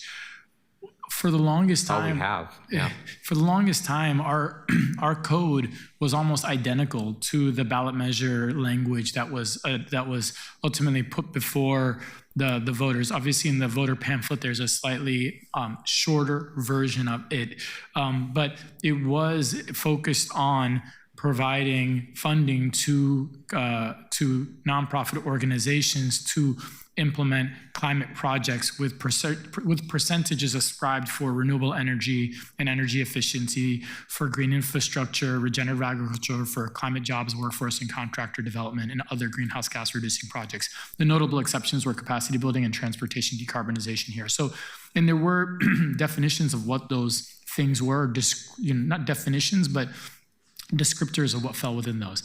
That isn't to say that, I want to acknowledge that the program is at a different scale. Our ability to make impact is substantially larger now. The ballot measure, by and large, I would say this program was designed very much similar to the children's levy, and we very much are not the children's levy. While we share, well, I think the largesse became a shock.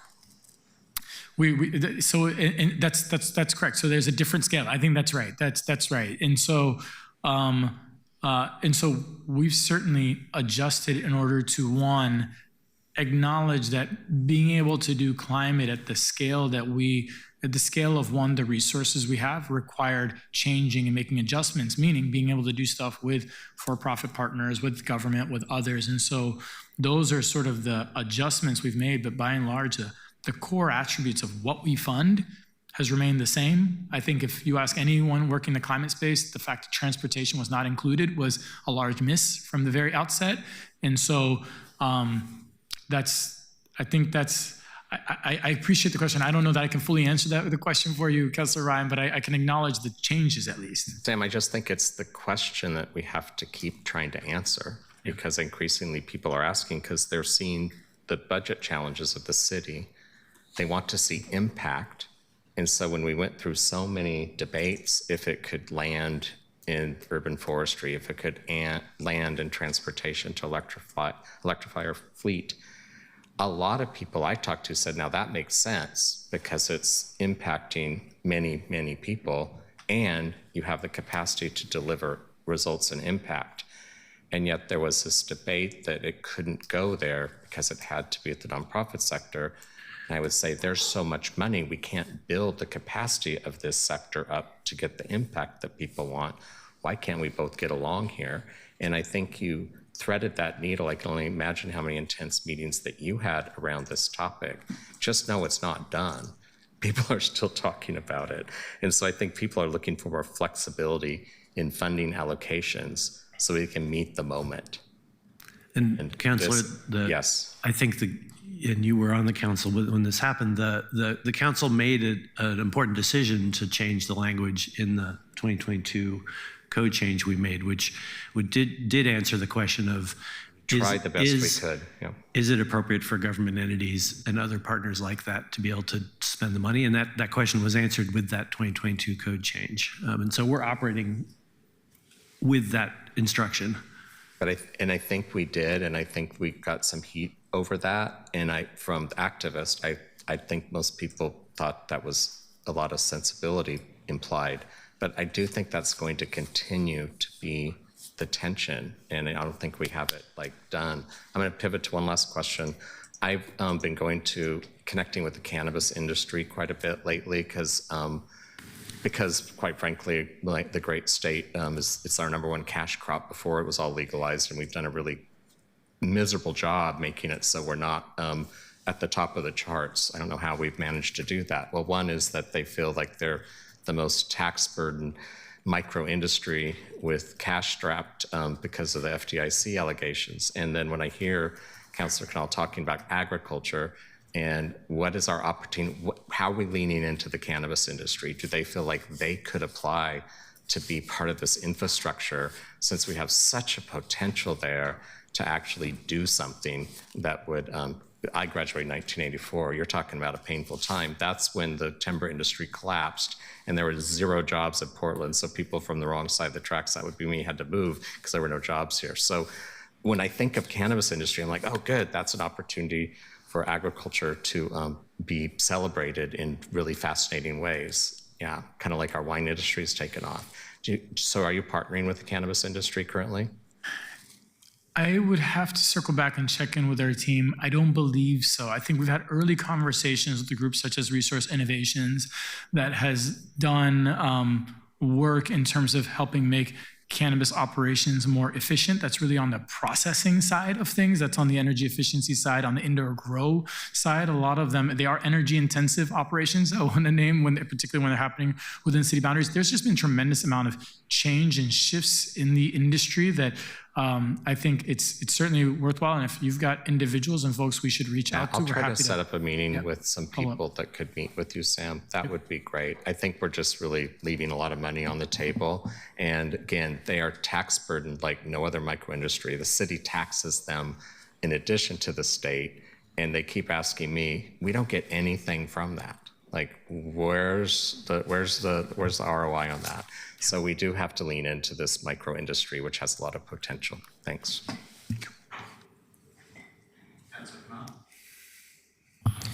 Thank you. I think as we have seen with several other ballot measures proposed by the community, when ballot measures are drafted entirely outside of city government, they often have limitations to the policy analysis, to the fiscal analysis that are found out later. And that is not necessarily a criticism of PSEF. In fact, it's not a criticism of any of them, because the reason that they all happen is fundamentally because the people who sit up at this side of the dais historically don't listen and don't do the things that people ask them to do. So as a result, people take it into their own hands. And we have a significant quantity of ballot measures that we govern often by ballot measures in the state, city, and all that. So as a result, I think that's the necessary cost of doing things that way, and the way to fix that is by having a more responsive government on this side of the dais. I just want to note, I reject out of hand the idea that voters don't know what they're doing when they approve ballot measures.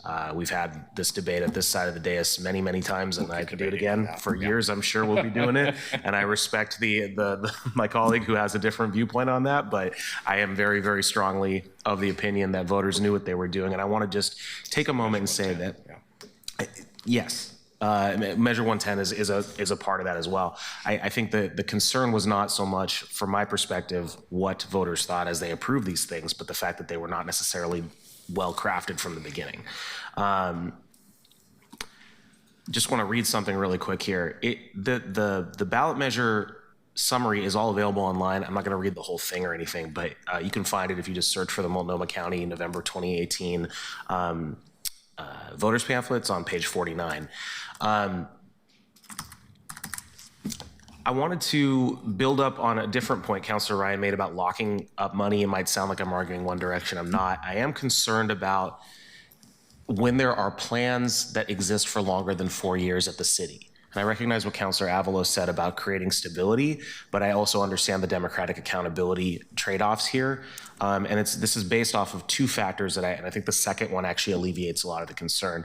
The first is the example of the last council extending the Clean and Safe contract by 10 years to prevent future councils from being able to weigh in. If I serve 2 terms, I will not have a regularly scheduled opportunity to revisit that contract, and that's ridiculous. I recognize that this does not apply here because it's a 5-year program, and I also recognize that it's not related to the community grants, which is, annualized. But I do think that the response to that question is a little bit misleading because, as I think Councilor Novick pointed out, if there's a long-term commitment we make through this plan, even if we haven't received the money or dispersed it yet, there's a community expectation that the money's going to go where we said it's going to go. And then when council tries to adjust that through the tool that was mentioned, which is the budget, that's us taking heat for a promise that we're breaking that we never made in the first place. And that is concerning to me. So I think the way out of that, and I think you have done a lot of it, is the degree to which the annual review process has the ability to make those small adjustments is the degree to which my concern on this is alleviated. It sounds like that is something we're putting into place that will have it, but I just wanted to, because this is the first one, to raise the stakes on it a little bit, sorry. And I also want to note that even if the adjustments were every 2 years at a more significant pace, that would still help because every 2 years, half the council is changing over. 2 questions. Are any of the community grant criteria based off of the level of pay of the nonprofit executives involved? Not explicitly. We evaluate that as a function of just gut checking. Is there, because we don't pay consulting rates. When we compensate folks that are working on our projects, we pay them the rate that they get. And so we evaluate that more as a means to ensure that we don't see anything just out of the norm. What we use is we use GuideStar. We have essentially their publication on nonprofits of various sizes and general expectations per sector of what the executive director should make. And if someone's well out of bounds of that, we flag it to say, that's not gonna fly. So it's more of a screening tool to make sure that we're not paying some obscene rate. Fair, yeah. It doesn't necessarily have to be scoring if it's in a different stage in the process. Thank you for that. And then slide 35, you have the graph that we were talking about with relation to Councilor Novick's question around where the money's going. This is the one that was back pocket slide. I understand that the pool of money has increased, and so as a result of that, plus existing financial pressures on the rest of the city in 2022, there was a change made, and now we put $740 million a year into city bureaus. What's the long-term plan to reduce that amount and get more money back into the community? So this is an important question, and this is one that I expect year to year. This first year, we've got a good sense of information about the work and the progress that our bureau colleagues are doing. Next year, we expect to have a lot more, and subsequent year, more. And it will be in that last year that we begin it will be in early 2027 that we begin developing the next climate investment plan. We expect it to take 15 months. In that 15-month span of time, we expect to have pretty honest conversations based on the preceding 3 years of experience of where is this program going? What are its outcomes? We made some bets. We got into partnerships on programs, and we're gonna have to see how are they actually producing in terms of their emissions reductions and their community benefits, and using that as the basis. And at that same time, I can promise you community capacity will continue to grow, and the demand for more investment in community will grow. And I think that is that point in time where we're gonna have to have that real conversation of what is the directionality. I think when we made those adjustments in recognition of the additional resources and the opportunities that presented us to our city now, we recognize that community capacity would only continue to grow, and that balance would have to shift and would expect to shift. And so we expect to be in that conversation over those 15 months of the next climate investment plan. I think there's also, not all those bureau investments are similar. Some of them are programmatic and they may have an expectation or a hope that they continue, like ongoing management of the urban forest is a good example of that. Others are more one-time things like a streetcar purchase or 82nd Avenue. So not all of them are ongoing.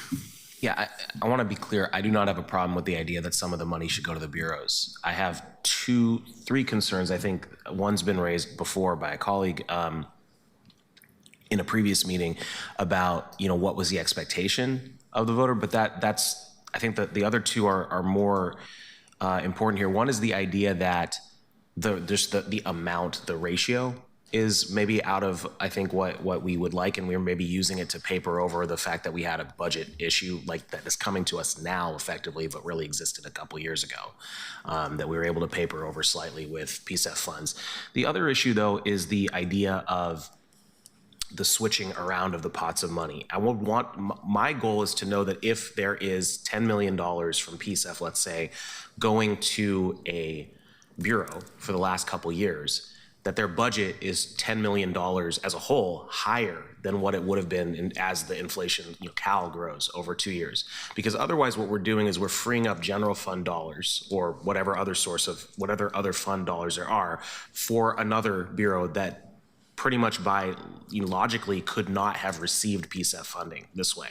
In other words, we would be using PSEF money to backfill non-climate related investments in other parts of the city. And that's a concern to me. And I don't know that anybody's done that analysis. I also don't think it's your responsibility as PSEF. I think that's more on the CFO and that side of things, but that's what I'm trying to avoid, is the idea that we'd be using PSEF dollars, and it looks like, well, we're putting it in parks, we're doing it for urban forestry, but if we then take $10 million of general fund away from parks and give it somewhere else, what we're really doing is just moving money around. Does that make sense? And I think you probably already thought of this quite a bit, based on the facial expressions and just logic. So I'll leave it there, but I wanted to daylight that point for, one other thing. Councilor Ryan, I think, is correct about we are in a position where we do have a lack of philanthropic dollars relative to the number of nonprofits in the city, and that has created, I think, a little bit more demand on government for funding nonprofits that are filling in gaps for things that probably government should be doing anyway. But it's not sustainable in the long run. So I am concerned about that, and we do need to figure that out. But and I think, frankly, your work is the only thing that's been sustaining it, or one of the few things that's been sustaining it this whole time. So thank you. Thank you. I want actually to take the opportunity to respond to Councilor Ryan's question of how did we get here by simply reciting something that I heard from one of the former co-chairs of the PSEF committee. And the way he described how we got here is, well, we started off thinking that we were a community grants organization, and so we were reactive. We spent money in reaction to community grants requests that we got. And he said, then after a couple of years, we had a lot of money, and suddenly the city council realized we had a lot of money, and the city council started asking for lots of it, so we reacted to that. And there were some things we thought that were so absurd that we pushed back, but most of them were like, well, we better agree to that, or else Rene Gonzalez will take all the money and give it to the police. And so we wound up, Carmen Rubio was head of the Housing Bureau, and having housing be more energy efficient has something to do with climate. So she took a bunch of money for the Housing Bureau. And I don't know who it was that decided, well, the schools could use money to revamp all their HVAC systems. So I don't know if that's really the highest goal of the Clean Energy Fund, but sure, that's cool, let's do that. And people are like, well, it's not fair that it's a continual problem that homeowners have to maintain their street fees, and trees are like kind of climatey, right? So let's take the money and spend it on that. So my impression is that we got here in largely a random way, with a cash-strapped city demanding money for a whole bunch of stuff. And what we have not had is what I hope we have for the next CIP is sort of more of a strategic question of, okay, what are the investments that we can make that do the most to reduce carbon emissions and help frontline communities? And let's build our investments around that. But that is not the process that we have followed that's happened to date. So that's my screed. And by the way, Councilor Ryan, I have to say, I'm really disturbed when I hear you talking about giving money to the cannabis industry. Because the idea of regenerative agriculture is to invest in agricultural practices that reduce greenhouse gas emissions. And if you had a specific proposal saying, here's ways in which the cannabis industry can be less energy intensive, that would be one thing. But I would be violently against simply randomly giving money to the cannabis industry because that has something to do with agriculture, unless there's some actual tie to climate. I agree with that, Councillor Novick, but I think we could partner with them and let them in to help us see what that pathway might look like. I've asked the panel, is there anything that's prevented the cannabis industry from coming forward with a community grant for regenerative agriculture? No. They have to have a nonprofit, but you have to come via nonprofit. It has to be a nonprofit. Correct. So that's one of the clear rules, that it can't be for anyone in the private sector. For community grants specifically. In the community grants, right? Yes. Okay. I just have to retort a little bit. I mean, I think what you said was entertaining and you summarized well, Councillor Novick, but there was a lot of thoughtful dialogue that went into all those decisions. So it was, and I know I got involved in the schools one because I was concerned that there wasn't enough action going on east of PPS, where the districts struggle to have a tax base that can say yes to bonds and such. I had more concerns about PPS because at that time we were being asked to support a pretty large bond. So just know that there were a lot of thoughtful dialogue that went in each decision. And it was under one commissioner's office for the most part, yeah. We'll continue that conversation offline. It wasn't fun, but it was fun.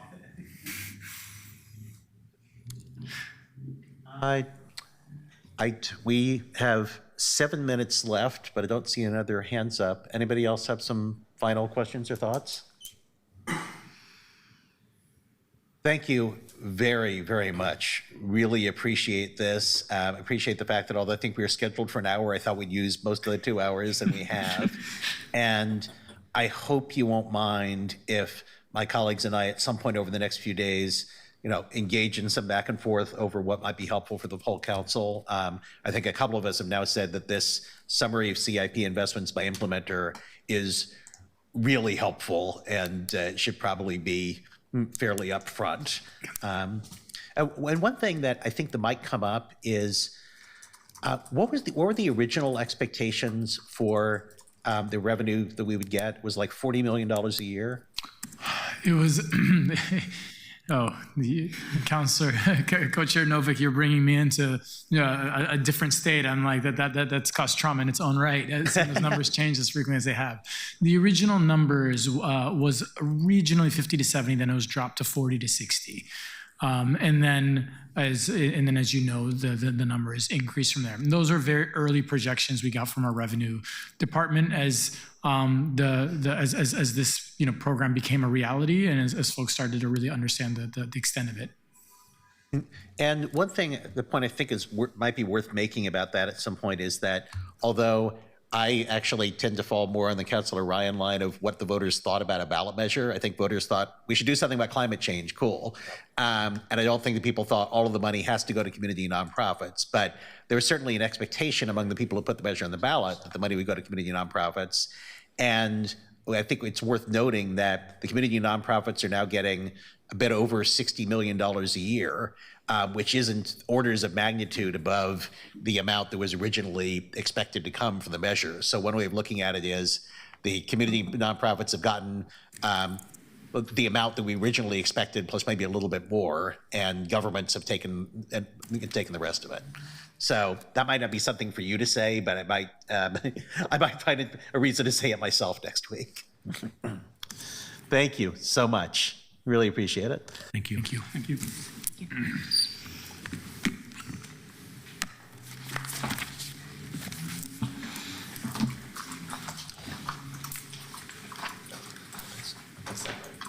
That's it. Oh, sorry. I forgot to actually gavel us out. This concludes the meeting of the Climate Resilience and Land Use Committee. Our next meeting is Thursday, November 13th At that meeting, we'll be having an update from the city attorney on Zenith and an opportunity for public comment. We'll also be hearing a design review resolution from Councilor Zimmerman. And I now adjourn the meeting of the Climate Resilience and Land Use Committee.